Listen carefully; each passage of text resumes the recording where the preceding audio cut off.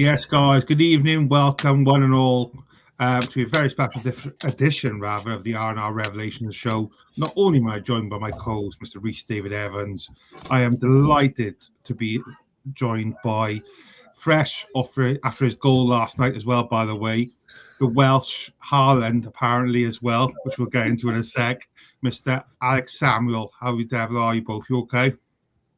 Yeah, great. Thanks for having me on. Yeah, no, it's like I said, looking forward to this evening, and I'm sure we'll have a few good discussions and laughs. So, no, looking forward to it.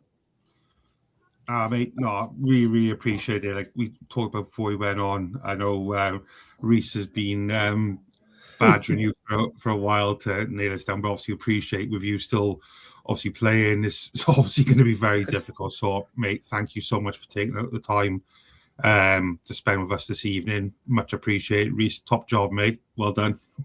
Extra bonus point for you. So, well, as always, when we have guests on, guys, girls, get your questions, comments in.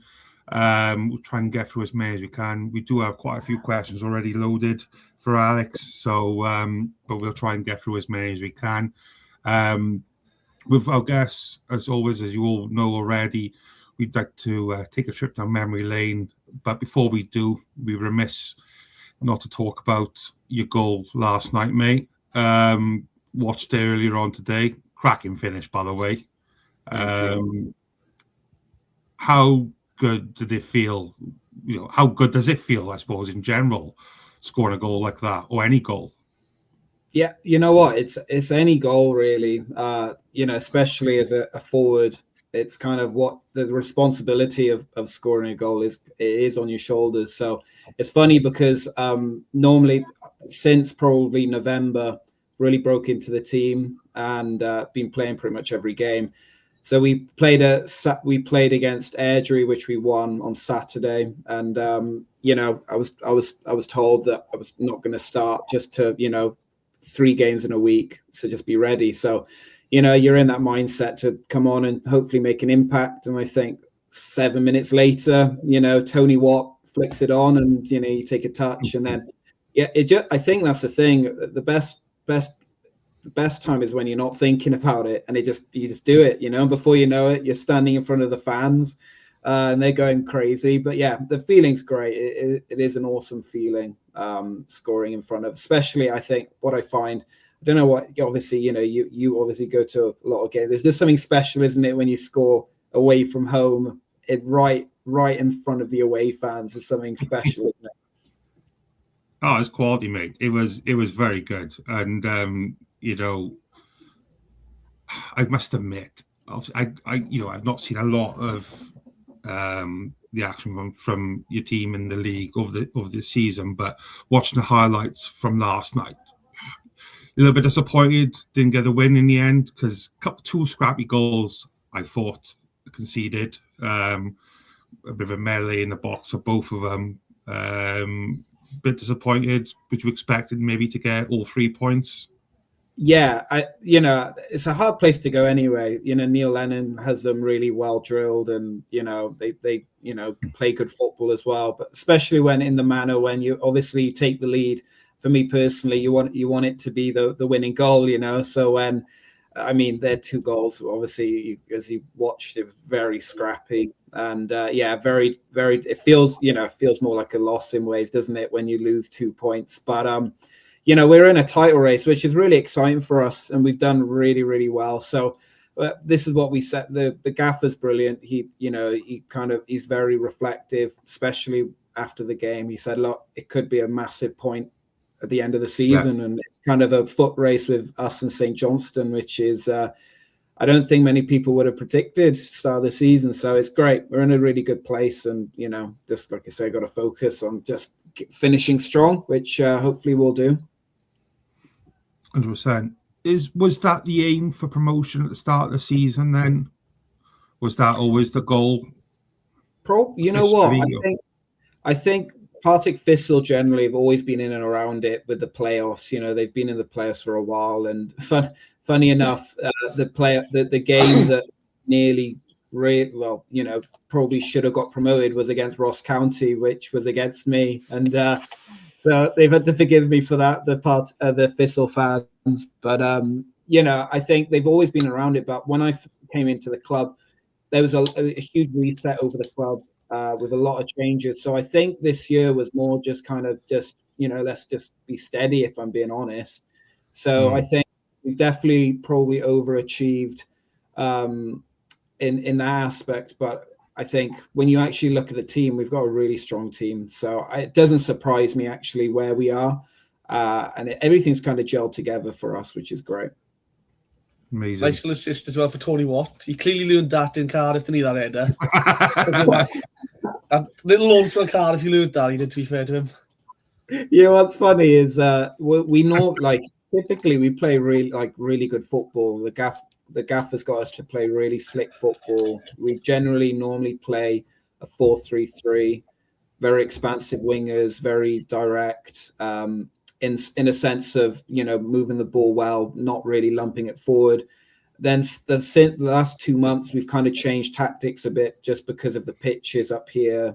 I mean, I don't know. Have you seen that even over the EFL, some pitch like Hull and stuff, pitches horrendous. The weather, I think, everywhere, isn't it? It's been awful. And that does play a huge factor in football. So, we've had to kind of change tactics a bit and go probably a bit more direct. Me and Tony more being up front.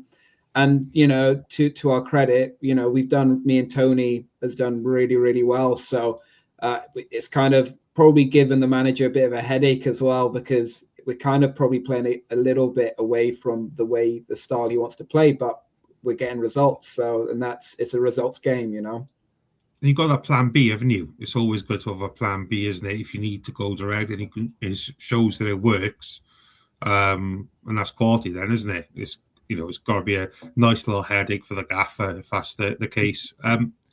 Before I jump right to the very beginning of your career, there's one final thing I'd like to talk about in terms of Scottish leagues. The promotion and relegation system.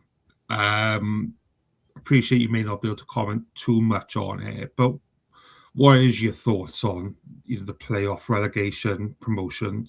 Do you think that's something that, given that the struggles you see in the Premier League of like the teams that go up and things like that, do you think that that's something that could potentially, even if it's just like the 20th place, for example, they play off against, I don't know, the playoff place winners or something along those lines?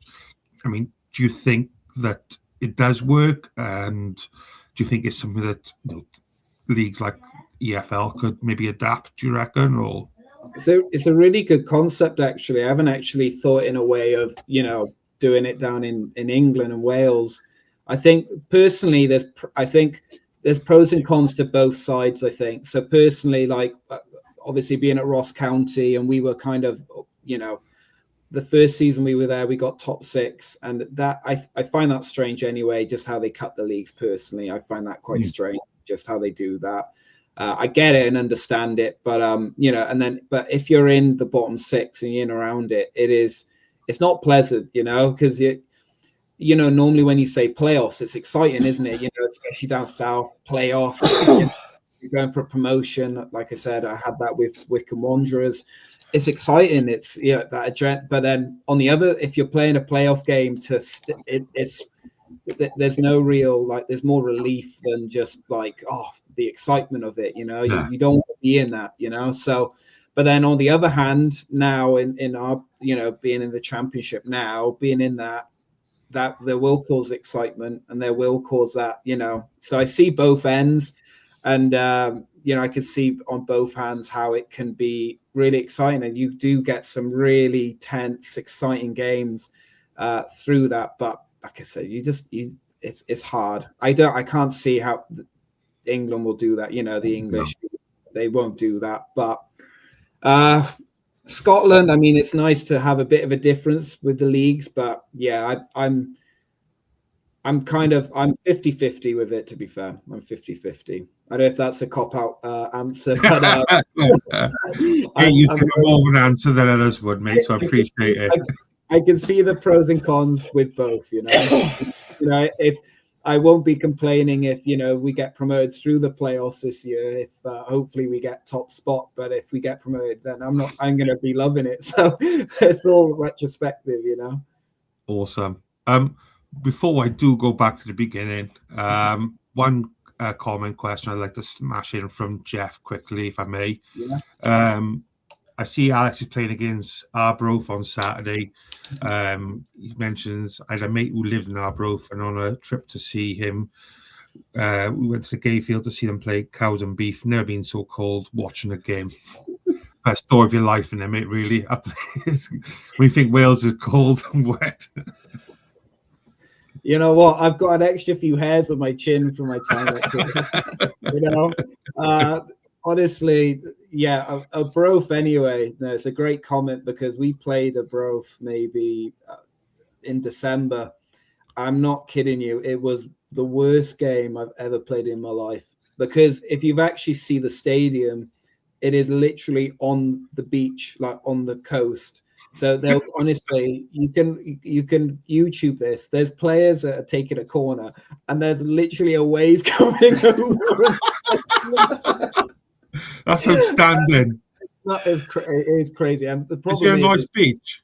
At least I didn't even want to look. To be don't honest, hang around long enough to see it. It's funny because obviously, being, especially most people from Wales are probably from the coast, aren't they? So we're used to that. Yeah.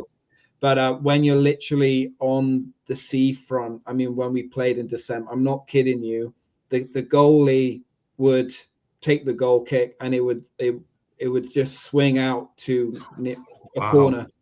It was that bad. So one half, you're just unplayable. So yeah, Arbroath is not probably my least enjoyable place to go. But if it was a sunny day, it's probably a different story. We've got an ice cream van going around in the background. Oh God. Right. So yeah, I do want to go back to the start, if I may, mate. So obviously we established, grew up not far from Rhys David Evans, who's now going to be stalking you for the rest of your life, and your in-laws.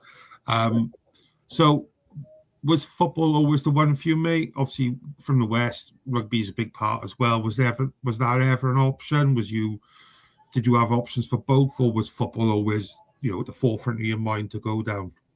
Yeah, football was probably number one, most like from when I can remember, just loving to play it, would always, pretend to, in the living room, watch a game, and you got your small like soccer ball, and you're putting scenarios in your head, you got cut. So it's just always been a part and a dream of mine. But I think was beneficial for me was I did a lot of sports. I loved athletics, so represented, I think, mid Wales and there's regionals. I've got past the regionals, and I was actually got to a good place. So I did a lot of things, and rugby was, and I remember having actually an opportunity, I think, to go to the Scarlets for a trial in rugby. But thing is, at that time, I'm obviously a bit more built now, but I was a 13, 14-year-old little lad winger that was quick but had absolutely no meat on him. So you'd have these absolute giants of Goliaths coming towards you and taking you out. And I remember actually, I was like, I can't do this. I remember I was in a ruck, and I just remember like my head planted in the mud with people standing all over my body, and I just remember seeing a guy opposite me in this ruck, and we just had this moment. Thinking life's probably better than this, like. Yeah, and I was like, yeah, this is not fun. I'm not enjoying this. Like, I can't do this. But what is ironic now is that I remember we played Rangers a couple of months ago when I was at Ross County, and there was I can't remember. He was obviously a really well-established centre back. It wasn't Suter. It was someone else. And anyway, it's funny. I play like a rugby player now, pretty much. And charging and getting into rucks. No, I don't go to rucks again. But to be fair, mate, you probably walk in the Welsh rugby team at the minute. But we ain't gonna go down that. I'm not going down that route because that will trigger me. So just me. I'm there as well. It's a sore one for me. It's a sore one. I bet you had some stick as well, then, mate, on the weekend. Been up there. Yeah, I know. I mean, yeah, don't. I'm not going to go into the kind of after the penalty conversion and then they kick it and then they. Oh, anyway, that's Well, another story. we'll leave the rugby talk. Yes, we'll leave. But yeah, highly passionate about that. But yeah, going back, the Rangers defender was like, "Are you a rugby player?"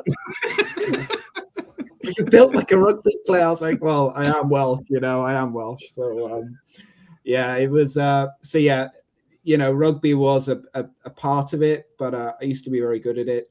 But football was, primarily what was the had my heart, Class. Do you have something, Reece, before I just say, who got into football? Was he your mum, your dad, grandparents? Who was it who got into football? Like, what was the catalyst that got into it? So my dad, who is a very serious Swansea fan, was I know the disappointment on Rob's face. I saw it. He's trying to hide it. He's putting a fake smile on right now, but no. My dad was obviously a huge Swansea fan, and he's from Swansea, you see, so that was a big probably driving force, but also being in Aberystwyth was, and I used to go to the Welsh Premier games, pretty much everyone. So my dad would take me and would have a flask of tea, proper old school, and I'd love it. You'd be sitting there, and the subs would be shooting at half time, and you're there trying to catch it as a little kid, and just great memories. And just them moments. I remember going and looking like, oh, if I could just play on Park Avenue, I'd make it, and that was where I was at this as a child. Just loved football, loved my local team. But yeah, my dad was obviously a big factor in would take me all to football. But then growing up as well, like what was really cool. My grandpa, my grandpa, I call him. He actually trained Welsh athletes. My mum in particular was a sprinter for the Welsh team. Then my auntie was, doing javelin for the Welsh team. So my family was really in sport in general, very sporty. So I probably got my attributes from my mum's side of the family, the abilities and stuff. But like I said, my grandpa would, take me sprint training, and like over Christmas when I was a kid, he would be like, right, we're going to work on your technique. And it's all them little things, that add, for me now as a professional footballer for 11, 12 years has helped me, massively, just them little things. So yeah, it's kind of been a staple sport anyway in my family. That's quality. Yeah, it definitely runs in the veins then, doesn't it? Sport, 100%. So it's a bit of a two-parter to this, I suppose. Obviously, you went through Aberystwyth, and was it the Swansea Academy you were in to begin with? Yeah. So obviously, I was, from that age, I was just playing I was playing for. Excuse me. My dad was the manager of just our local team as a boy, So I'd just be enjoying my football, playing with my pals. That was great. But then I got I was playing for Aberystwyth, like under 12s, 13. So I went through the whole academy with Aberystwyth, and so I remember playing Swansea in particular in a game, and I remember I think I scored a hat trick, and they were like, okay, So I started going, and this was the stage. I don't know if you remember the development academy, like you had like center of excellence development. So obviously, I don't think Swansea or Cardiff in that now, are they? They've moved on, but that was the stage where Swansea was in. And anyway, I went there, and it was rough because anyway, my mum and dad had were divorced, so my dad moved away. So it's just my mum, my sister, my disabled brother, who at the time we couldn't diagnose what was wrong with him. It was just he wasn't speaking, and he's got a rare syndrome called Pitt-Hopkins syndrome, which at the time it's having a bit more publicity, but it's still such a rare syndrome. But we're in that kind of stage, and Swansea were interested, and my mum would drive me after. So I'd go to a school called Penglais in Aberystwyth, and as a 13-year-old lad, I'd literally have to run quickly, and my mum would be there, and we'd jump in the car and we'd drive the hour and 45, sometimes 2 hours to Swansea to train for the development squad.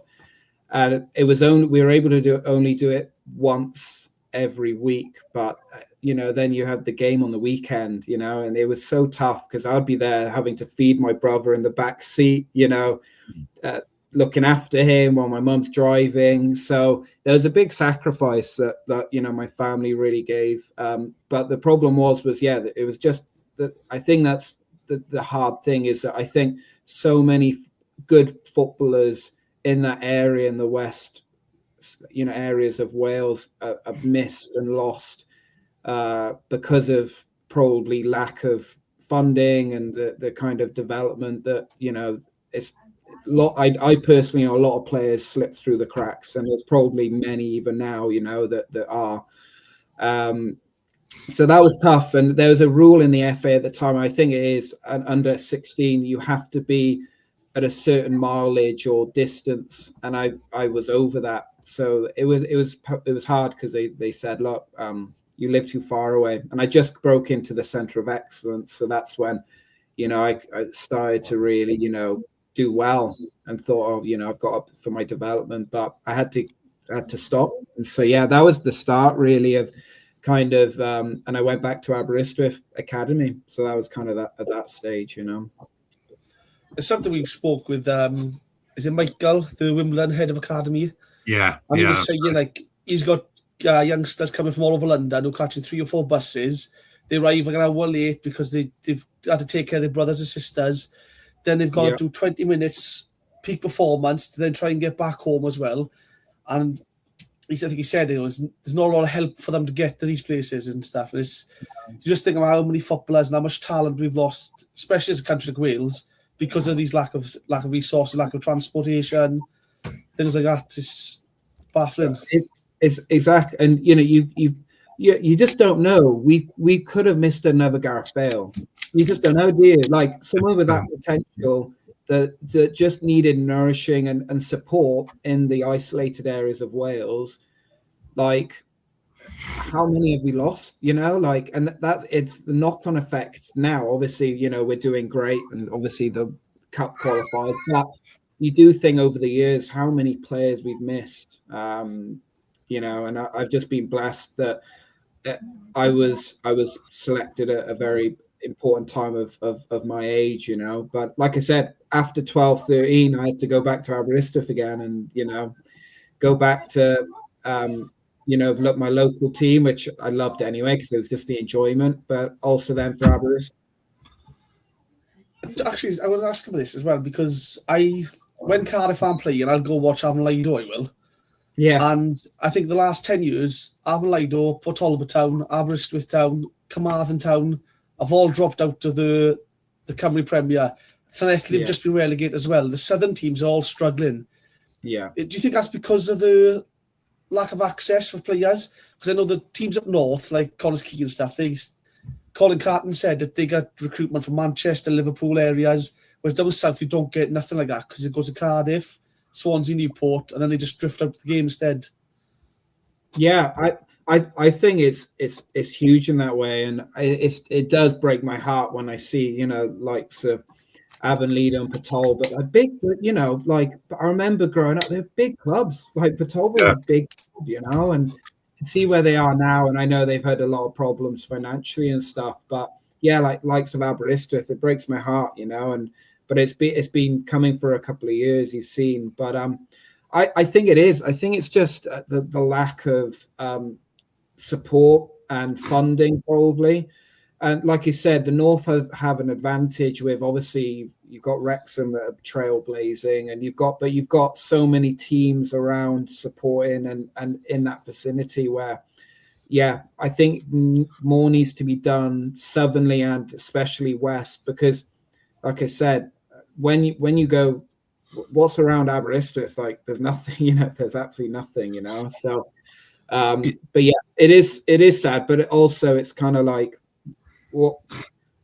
what the Welsh FA really need to look and go, okay, how can we change? And because there's obviously something happening, the fact that all these big clubs are falling out of the Welsh Prem, and it's not right.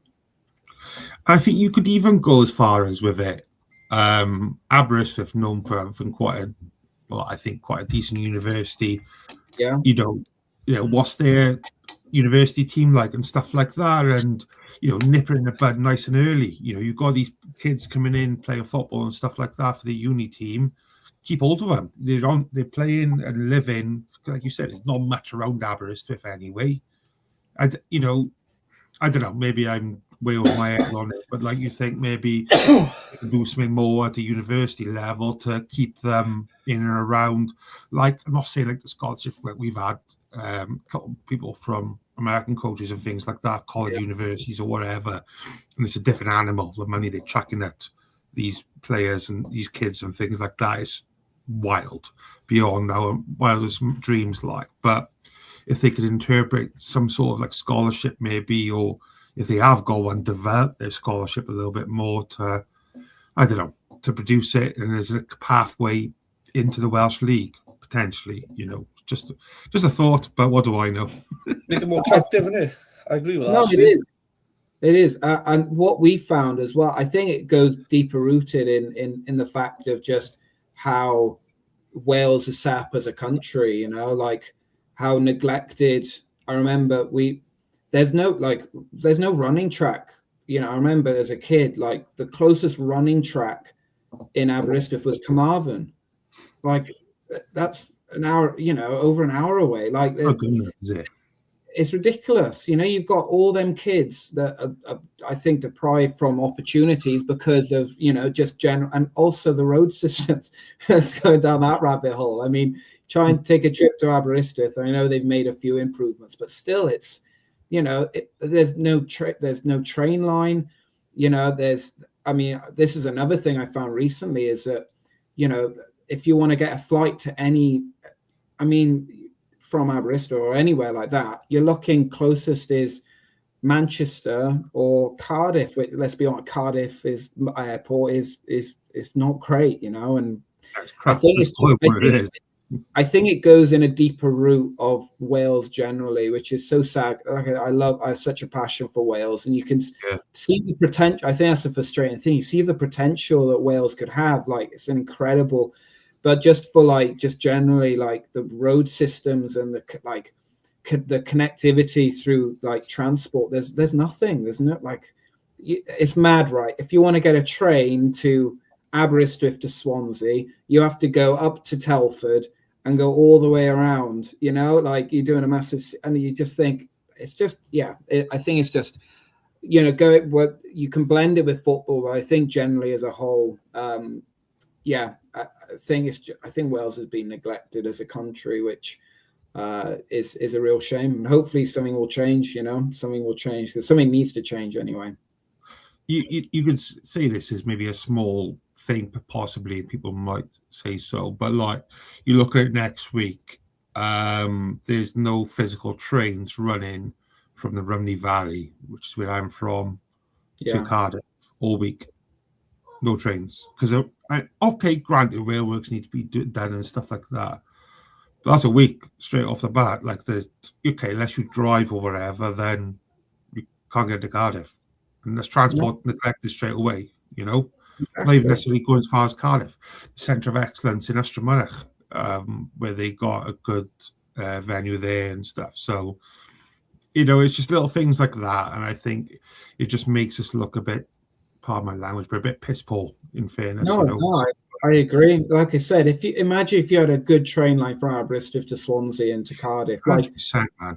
Those boys then will have more of an opportunity, an hour's train rather than going through all them rubbish roads. And you just I think that's the thing. Like it's even just how Wales is set up. I think we've lost so much amazing talent because of that and the neglect of that, which it's a shame. And hopefully something will change. 100%. So switching gears slightly, I want to talk about your first move to Scotland, if I may, with Green. Yeah. How you pronounce it? Yeah. So, Green and Morton, well so done. this, Reece, in fairness, Reece coached me on it before you went on to make sure I can say Greenock in fairness. So I will give him credit for that.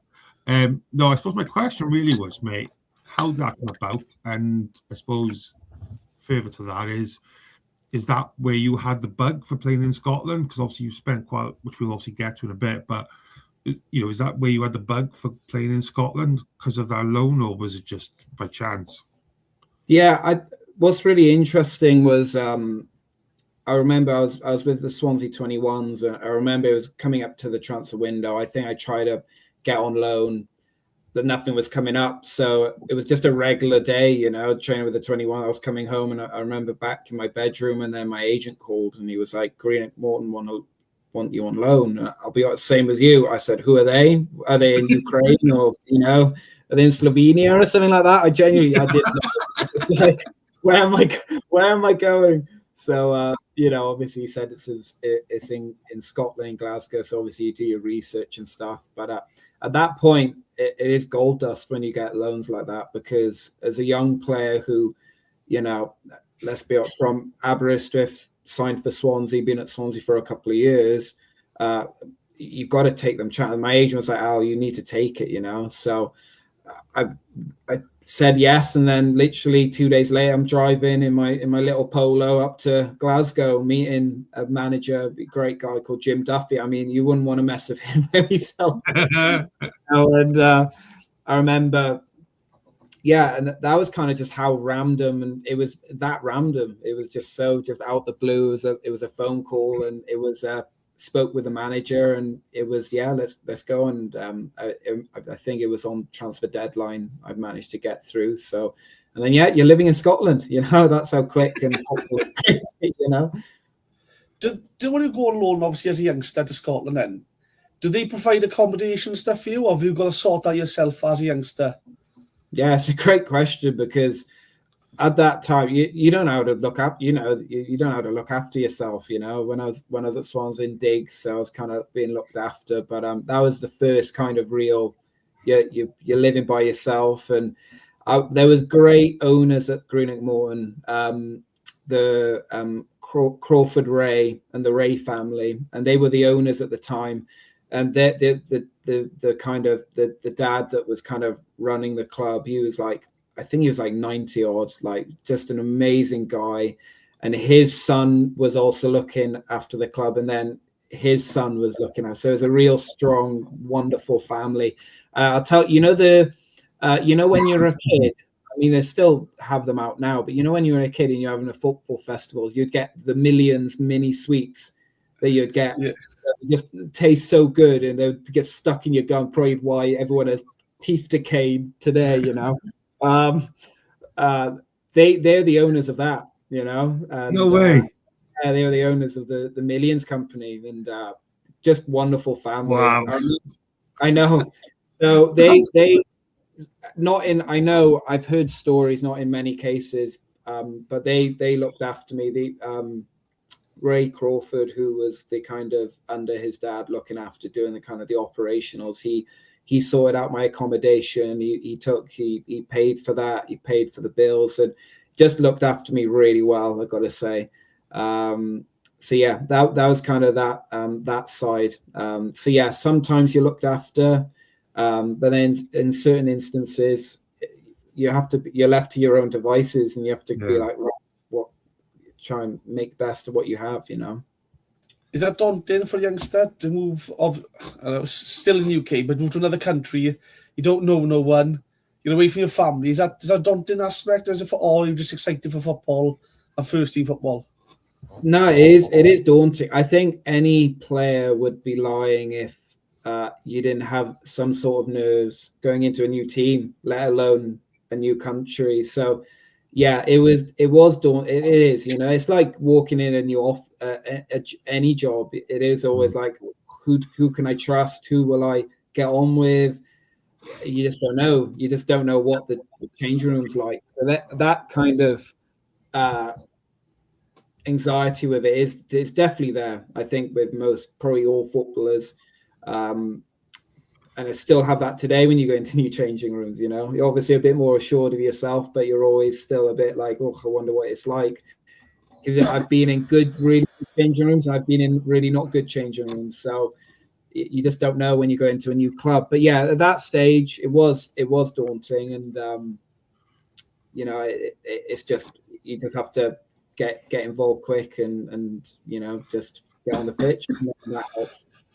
Did they take you, the more experienced players there, you know, were they quite prominent with you and took you under their wing? And because obviously coming from a different country, you know, similar backgrounds, etc., in terms of Welsh and Scottish, but like it is a different country. So was the leaders, did they step up for you when you were a young man like that then? Yeah, they, you know, the kind of core group, they would always, you know, get me for coffees in Glasgow, and that was, you know, really, that was great. And yes, they would just always, you know, encourage or advise or give you advice and help you in that way. And also, I think mostly you kind of connect with people who are similar in your position. So I was very close to a defender called Luca Gasparato. He was on loan from Rangers. So you kind of get drawn to the people who are like very similar in that way. So I was very close-knit with him and kind of the loan players. But at that time, there wasn't many loan players. It was kind of just the core group. So, no, it's always different. You do feel a little bit anyway as a loan player, like not fully involved, but you know you're kind of not part. I wouldn't say part of the team, but you can tell the difference. You know, you can. Yeah, 100%. So this brings me on nicely, actually. I've been speaking to Craig McHale-Smith before you came on about initiation songs. Now, apart from saying what a top lad you are, and I absolutely agree with that, he mentions that you did one of the best initiation songs he's ever heard in his life. You don't have to sing it. I mean, you're absolutely more than welcome to it, by the way. I've got my guitar here, but no, I'm kidding. What is your initiation song? What was it chosen for you? It's funny because, yeah, I mean, every club will kind of have their initiation songs. And I remember, like, that was when obviously I went to Wycombe, and the changing room was amazing. You know, I'm sure Craig McHale-Smith explained just how amazing the changing room was. Yeah. And Gareth Ainsworth and Dobbo, the number 2, just so like they want you to, you know, be who you are and stuff. So they kind of, I don't know how it got out, but that I could play guitar and sing. So we were playing Bradford away, and it was just when I was signing. I think I just signed, and I thought, you know what, like I felt so blessed to be a part of the team. I thought, you know what, I'm going to do it, you know. So I brought it on the away trip. So it was like, I was like busking, you know, like having an away tour, you know, and I'm bringing my guitar onto the bus. Love it. So, but we were the evening before the game, because we stayed overnight. Yeah, I just said, right. So I did 3 kind of mini songs, kind of, and I think the first one was Sweet Home Alabama, and I think the second one was, I can't remember the third one, but Stand By Me, just a classic, you know. Oh, everyone gets going, you know. So yeah, and everyone's there clapping, whacking. Yeah, it was just brilliant. Like, and that actually really helped me. It bedded me in, and boys, I think the culture of what Wycombe was allowed me to be able to do that, rather than being like, oh, what is this guy doing, you know? And it was great, and everyone bought into it, so it was fantastic. I had you more down as an Ed Sheeran kind of guy personally, but no, I do like rock and roll. I do like my rock and roll. I mean, you were part of something special with Wycombe. That promotion year was outstanding. How good was it? From your point of view, it was from the outside looking in. As a Cardiff fan, we all knew how good it was. How crazy was it? Because that was the year they got to the playoffs because of COVID, and they went by how many points per game with the last few games they'd had, I think it was. So they got put into the playoffs ahead of someone else. It was crazy, that was. And then an empty Wembley Stadium as well. That's got to be a surreal moment when you look at Wembley. There's no one there. It was that whole season was bizarre. I mean, I remember that start of that season, the season before, when obviously I joined, and that's the thing. The way I joined being on trial for a month. You know, I was let go, left Swansea, went to Stevenage, had a really tough time at Stevenage. You know, nearly had a career-ending injury, an undiagnosed injury actually, and it was really tough in that way. So when I went to Wycombe, we obviously just got the club got promoted to League One, so it was a big step up for the club. So that even first year we started off flying actually, and that's when I started playing there. And then we kind of struggled halfway through the season. We just managed to survive, which was the goal really. So then the next season, I'm not kidding you, we turned up to pre-season. I think there was only about 8 or 9 lads showed up, because I think at the time, I think the club was trying to get new investors in, because the club had no money, and we were not in a great position financially. So yeah, even just that, we turned up and we were like, honestly, the bookies, everyone predicted us to be bottom of the table to get relegated. And I think that was the beauty of that season, is that everyone didn't believe in us, and we had such a core group. We had the likes of Akinfenwa, Darius Charles, Matt Bloomfield, who's now obviously the Oxford manager, Joe Jacobson, he's now the Reading, Joe with Cardiff as well. So you just had corners, I think, wasn't it? Yeah, and it was just, I mean, we that season we were top for probably until around Christmas time. We were flying, and then it was when Christmas happened, we kind of went on a bit of a wobble. And that's the thing, League One's so competitive, as guys. Like, it's not an easy league. It really isn't. You think, you've obviously right now you got Lincoln flying, and you've got big teams now, and that was the same with us. I think we had Sunderland in our league, and you've got big teams. So to be top and flying was incredible. But then obviously COVID hit, and we all were affected by that. I remember turning up, and I remember a couple of weeks before the lockdown happened, or the news came out, our physio got us sitting, and he said, look, this isn't going to be good. And we were all like, nah, like, come on. Like, I think we all were, weren't we? Like, you hit COVID on. And then the reality of everything, it was crazy, wasn't it? So then, football stopped. And then, Reece, like you said, we were all in like, what's happening? And there were loads of people discussing, should we just, and we ended up literally on the last week slipping out the playoff, being 7th or something like that, so we weren't in the playoffs. So we were like, so we were like praying and hoping they do points per game. I think we leapfrogged Peterborough, so they hated us. So they came up with points per game, and we leaped in, and it was amazing. But then you've had that whole experience of preparing for your biggest game of your life, running around a park. I remember I got chased by a dog, trying to run, literally running, and this big dog made me run quicker actually. And I went away from this dog, and doing everything you can to. Me and David Wheeler, he's retired now, but me and him would just do training together, and then everyone was decided, right, you got the playoffs in 3 weeks. So, and I think this is a thing you didn't see, is that obviously you're taking tests every day. So you're going into training, you're taking tests of the whole lead up. Obviously we were playing Fleetwood, who are a really good side. You had like Chad Evans and Harry Sutar, who obviously is he's like good players, but leading up to it, if you had a negative test, you missed the game.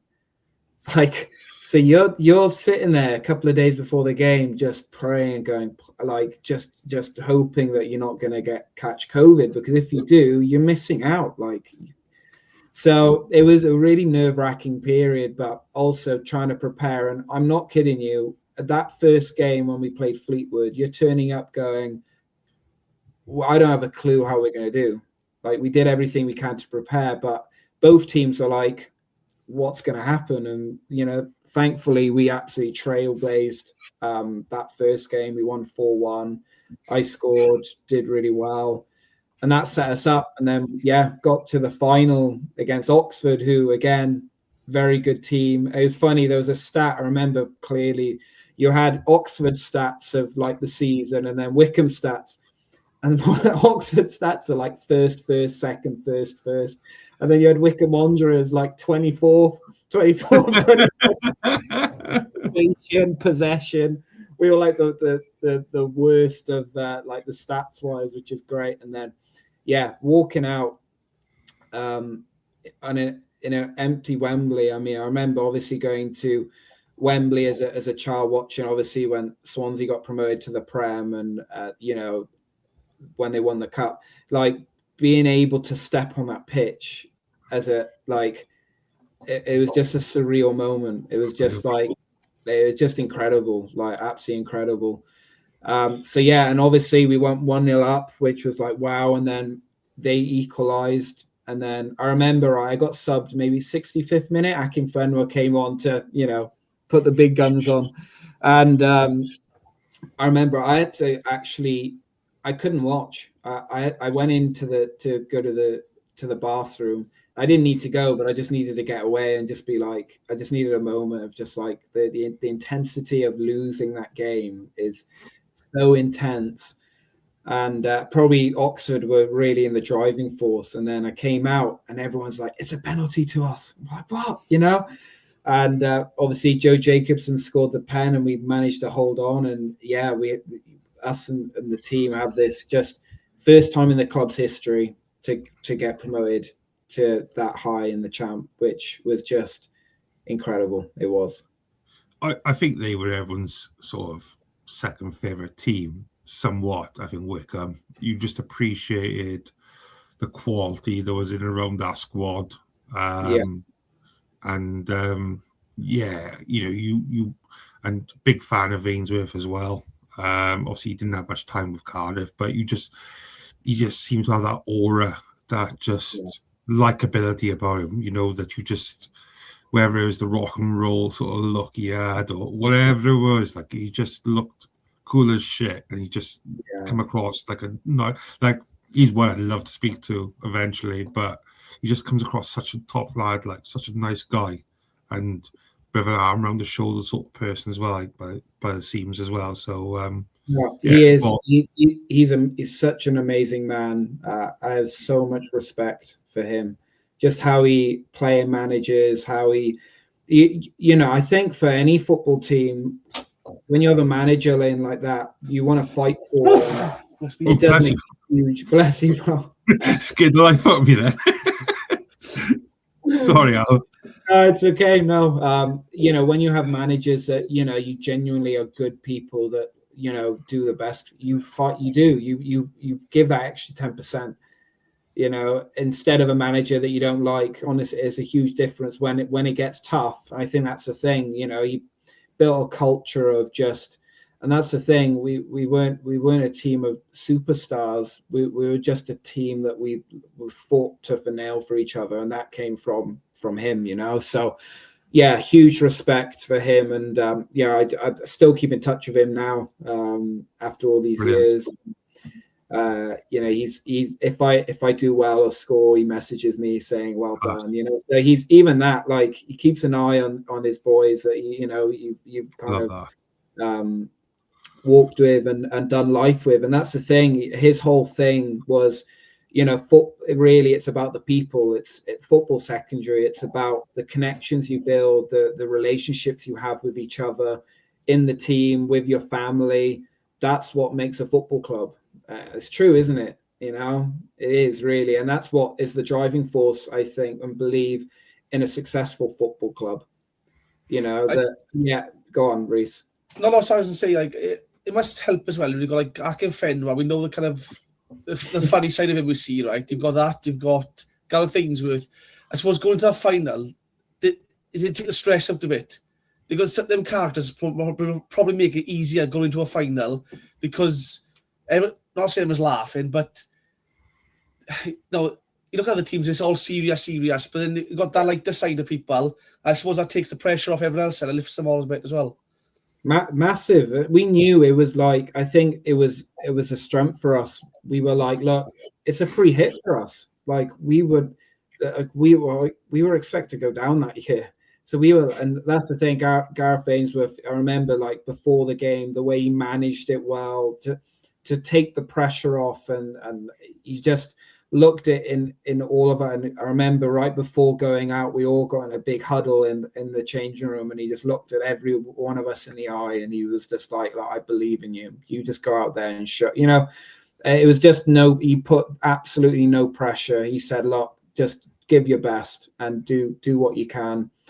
And he said, but he did say, he said, we're going to win this. I know, we're going to win this, So he just put that belief in you as well. You put that belief that it doesn't matter, in life in general, who you are or where you've come from and the story you've got, you can believe to achieve, So he's great. Love that. I got one more and then a couple of quick fires. If that's okay. Reese, did you have anything before I jump in a minute? I just want to ask about this time Ross County. Was you with Don Cowie at the time? Yes, because he was Cardiff, wasn't he? Brilliant.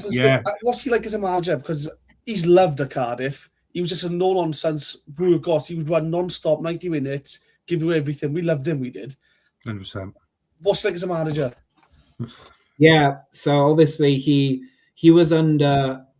So when I signed for Ross County, obviously Malky Mackay was manager, and he was kind of the assistant there. So Cardiff reference.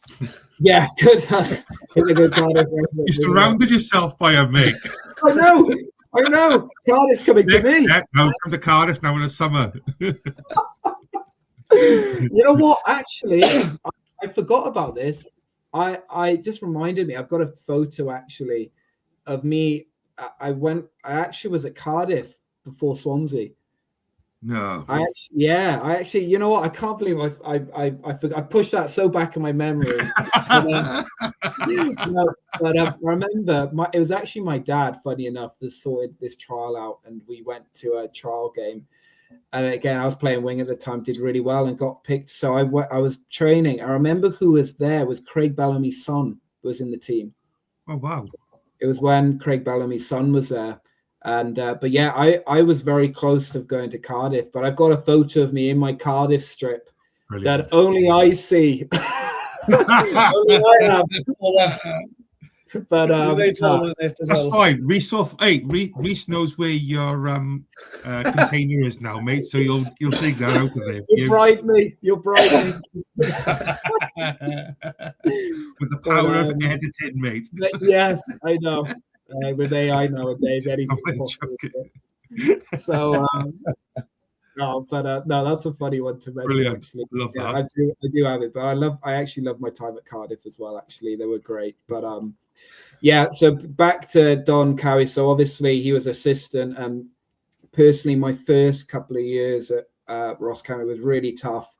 I went there and was kind of drafted out of the team for no real reason, and I think.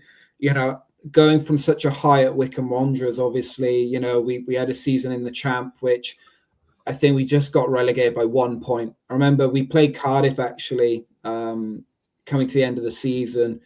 I think it was Kiefer Moore that scored, and it was just so close margins. And we beat Middlesbrough away in the last game of the season, and we were 1 point off safety. And it kind of killed us because I don't think we won the first 10 games, which just really, really hit us hard, especially the Champ level. It is a very competitive league. It is a tough league. So yeah, obviously got relegated, and I just knew it was my time to go. I was actually I was going to go to Cheltenham really, so not far from Cardiff, but that fell through. And Ross County came in on a 2-year, and moved up, bought a house up there, moved obviously my wife up there, And I was kind of like drafted out of the team. Only played maybe 2, and I had my debut against Celtic, which was an amazing experience at Celtic Park. So, you're playing the Scottish champions, and I was under Ange as well, who was, I got to say, that was probably the best Celtic team I've played against and seen. They were incredible. You had Jota and is it Taylor, I think, on the left back. They were just Tierney. Kieran Tierney. No. Matthew Taylor, is it? Or Taylor Matthew, something like that? The youngster came to the academy, I think, was he? Yes, yeah. Brilliant. Ange's Celtic side were front foot everything, weren't they? They were so good. Oh. I remember people laughing when they were saying like Maida, Kyogo, going, they signing Japanese players. What are they going to do? All of a sudden, they just stormed in the league. They were brilliant. No, absolutely first-class players. Yeah, they were unstoppable that year. They really were. So, I played a couple of games, and look, I'm probably, footballers are your biggest critic, like yourself in general, like probably your biggest critic. And, I didn't do amazingly. I didn't do awful. I was okay, wasn't. And then, I was kind of drafted out, and it was a really tough time personally because, you've moved your whole life up. You've kind of, you're now living up there, especially, I mean, the reality of living in the Highlands, you get to Glasgow and you think Glasgow's far. That Inverness and Dingwall is another 3.5 hours, 4 hours more north than Glasgow. It's nuts. It's like it is a different country up there. So, the isolation and like, especially when you go up for football, and that was kind of taken away from me, was really tough. So it was really tough because we'd be traveling everywhere. And most games I'd be traveling, and I wouldn't even be on the bench, and I'd just have to sit in the stand. And it was just a really confusing time. Anyway, my agent tried to sort out and try and figure out what was going on, but it was planned for me to kind of leave. But because I played for Wycombe and Ross County, the 2 club rule, Reece disappeared. Yeah, he's just, I think his laptop may shut down in a second. You're all right, mate, don't worry. No. And it was like, because I played for 2 clubs, I was stuck there for the season. So, I was obviously training as hard as I could, did everything I could. But my agent was like, look, we'll just reassess, things can change, so keep going. And then, in the April, I in training, I ruptured my ACL. And as you know, I was out for a whole year, and then it was tough, and that was probably the worst injury I've had. But coming back, I was probably even stronger, physically more stronger.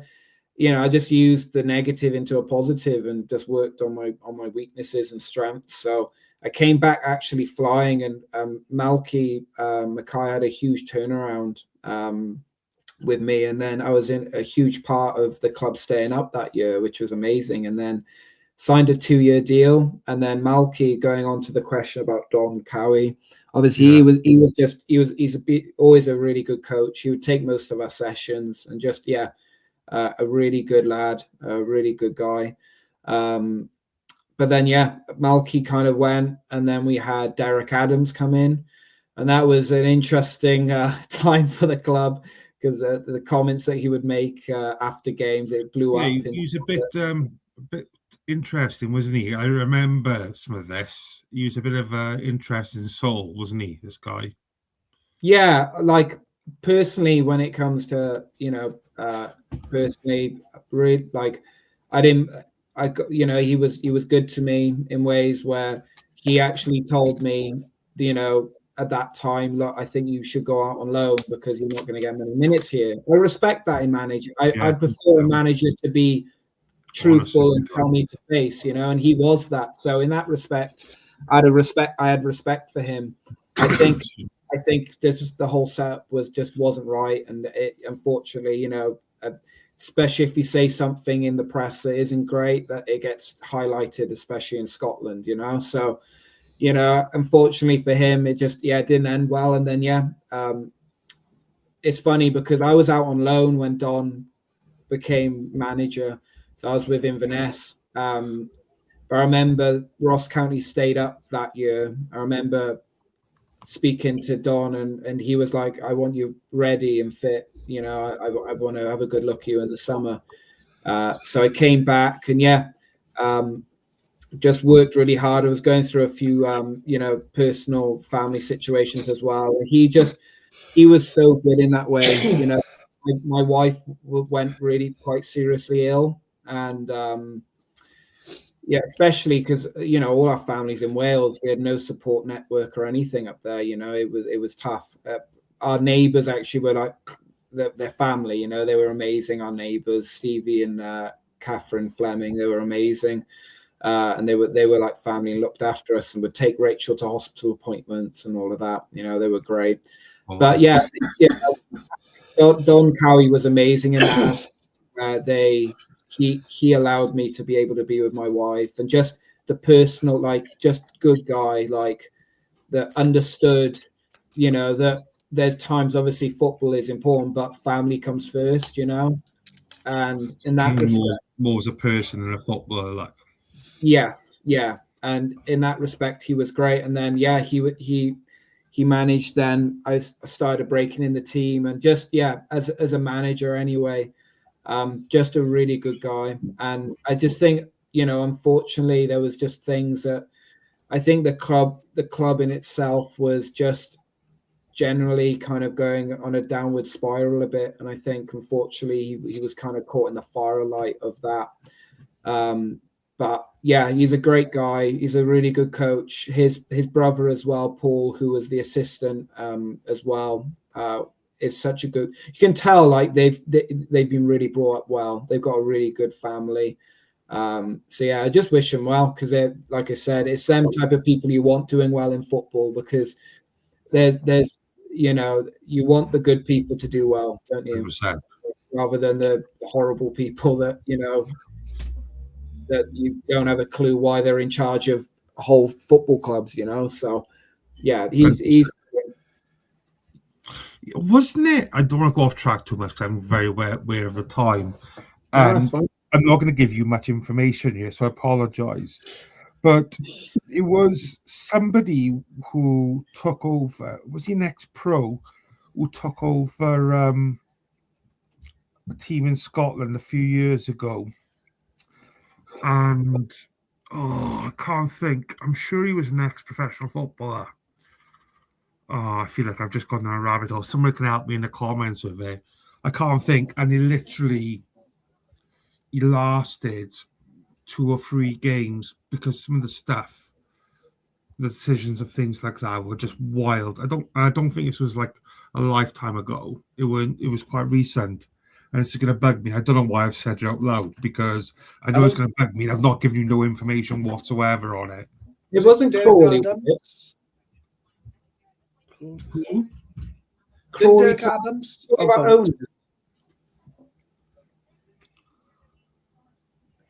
Are you talking about owners?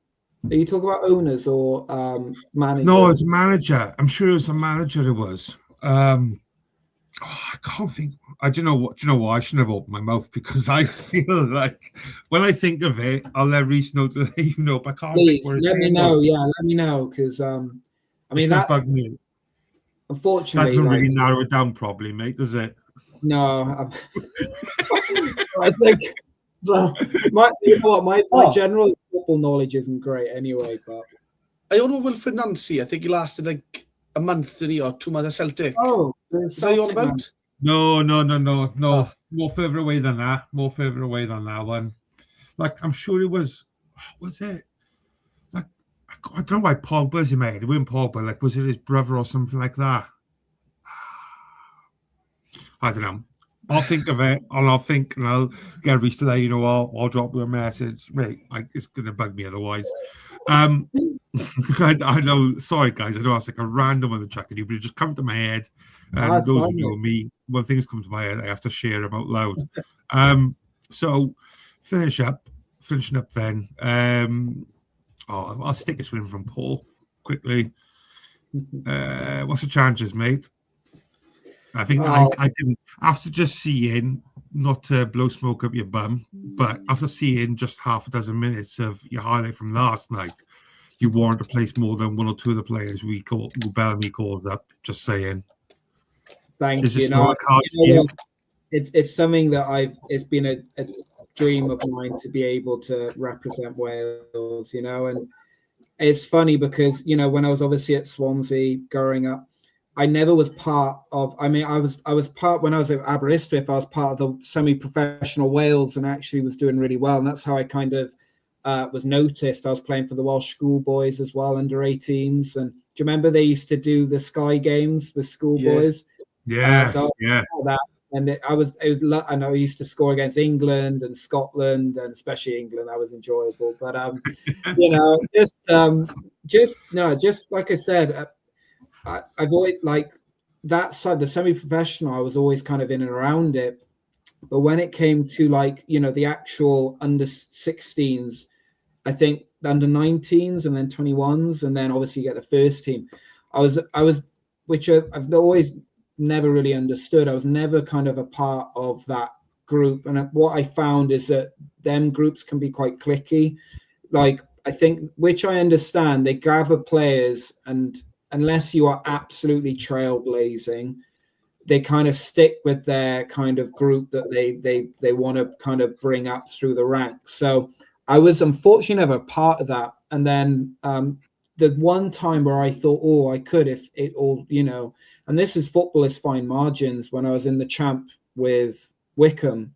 I think that's the level you need to kind of be. You even need to be high in the Scottish, any high performing Scottish Prem, or you need to be champ or Premier League. I think that's kind of where you need to be at realistically.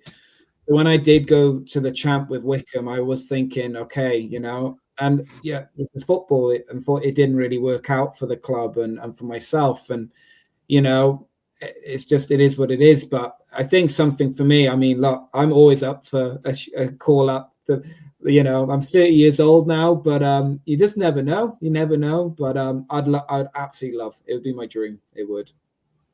Kiefer Moore done it at a late age, didn't he? I know his name's frowned upon amongst Cardiff personnel, but at the end of the day, he's living proof, though. Even you look at Jimmy Vardy, for example. Just because you're a little bit older doesn't mean jack. Let's be honest. Like I said, there's one or two players in our squad still in your position.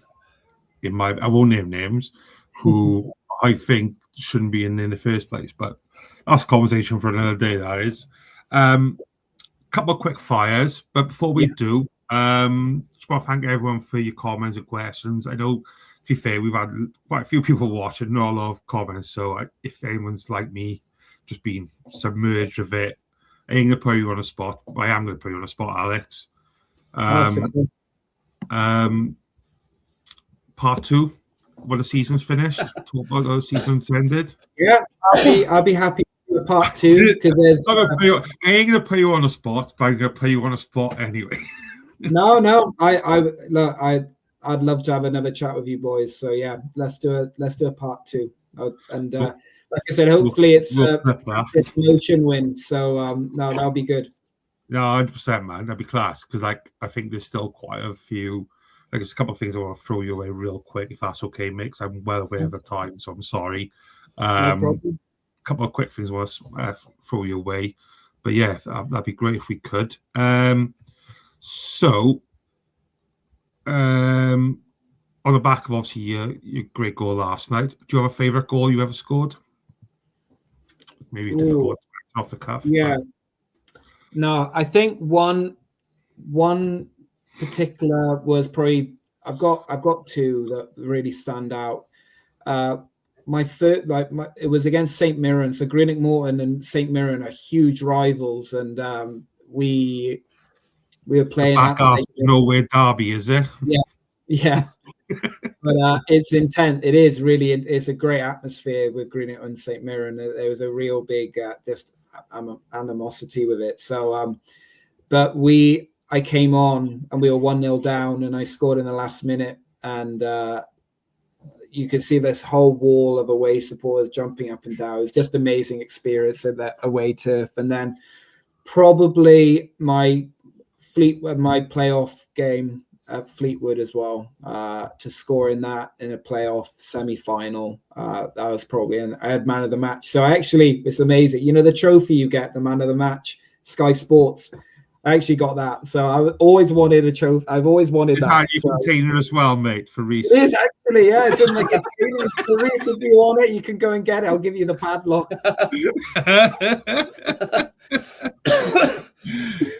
Brilliant. Love that, man. Do you have, again, this is maybe a tricky one, favorite teammate?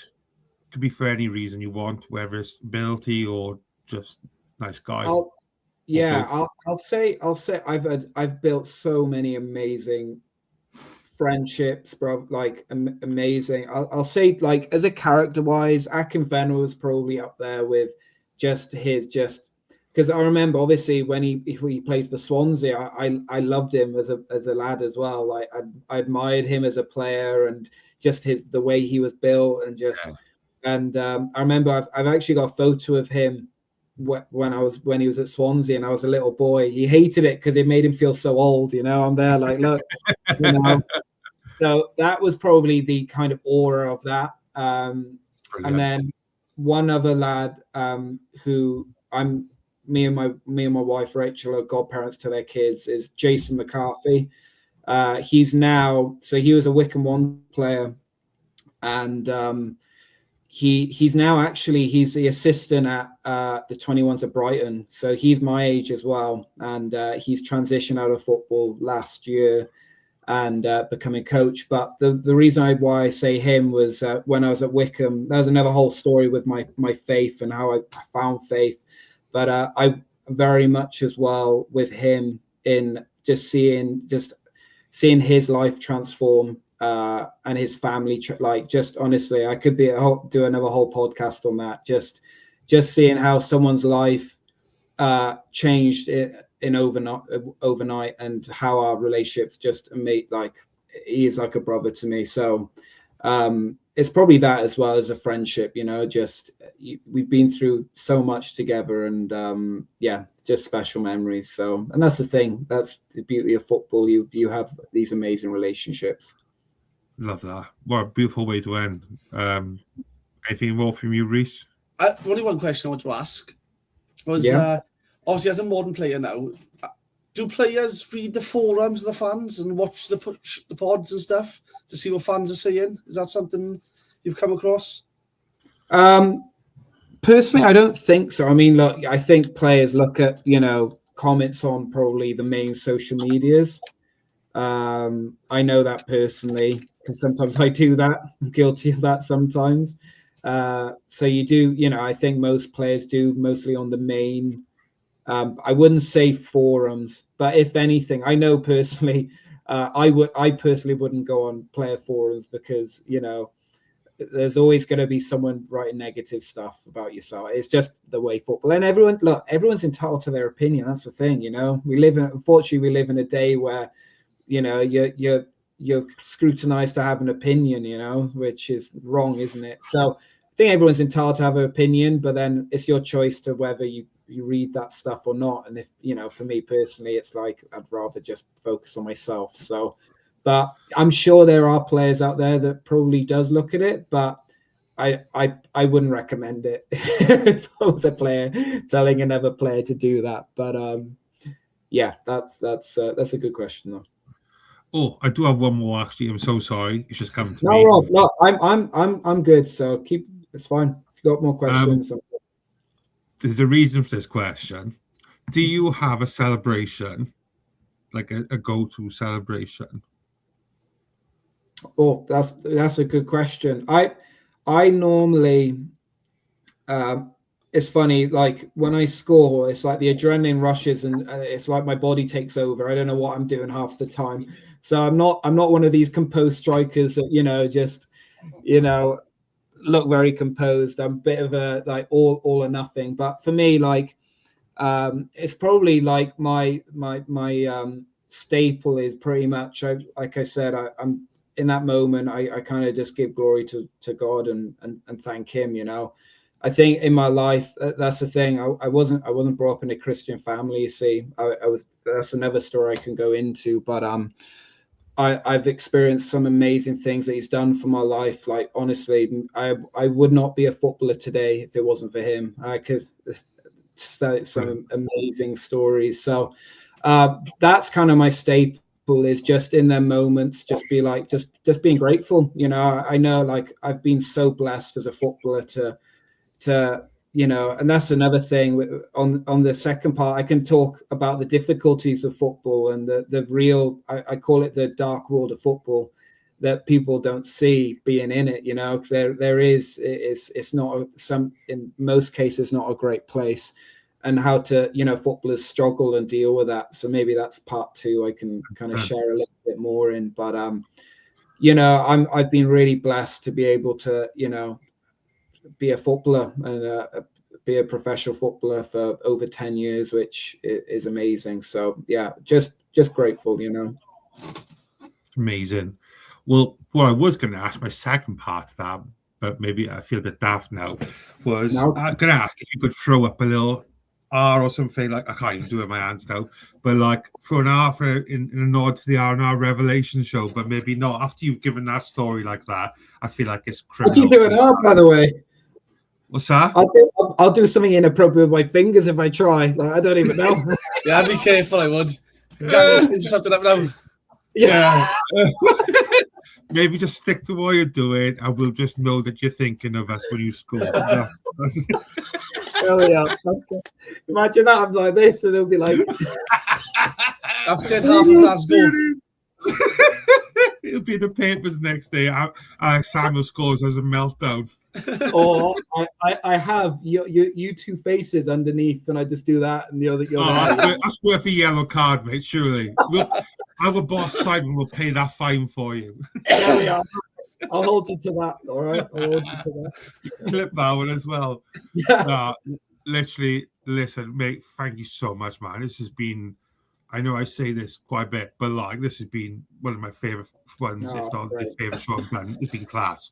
Like, it's the first time we've had. I mean, we've had loads of different people on from different backgrounds and things like that, but this is the first time we've had someone still playing their trade and things like that, actively playing football as well. So we was a bit like, you know, weren't too sure how much you could talk about and stuff. Yeah, but it's been an absolute dream. So thank you so much, mate. It's been worth the wait. And Reese, top man, even though you're halfway with us now. But thanks, Reese, for getting this one done. It's been He's got half a live left. He's got half live left after this podcast. Just about mate, good luck with everything for the rest of the season. Like I said, if we can start that in the next months or whatever, mate, that'd be lush. Thank you everyone who's tuned in and watched, commented, questioned. Obviously, if you haven't done so already, don't forget to like, subscribe, and share all those fun things. I weren't sure if I was supposed to play an ad tonight, but who cares? I got too engrossed in this, so that's Simon's problem. Thank you all ever so much again. Good night, God bless, and goodbye, man. This channel is powered by an incredible membership community on Cardiff City World and patreon.com/AcePodcastNation. Becoming a member unlocks exclusive rewards, from early access to live event tickets, bonus content, and even the occasional inside transfer scoop when we get it. But more importantly, it allows us to bring you top quality Cardiff City content 7 days a week. Across those 7 days, we're talking match previews, exclusive interviews, instant match reactions, the breakdown podcast, tactical deep dives, the spotlight series, Bluebirds Rewind, Academy Focus, and just so much more. Led by myself, backed by an army of passionate Cardiff City fans, this is content created by fans for fans. Balanced, professional, and 100% all about the club we all love. If you enjoy what we do, then join the community today and support what we are doing as we help to keep Cardiff City World flying high.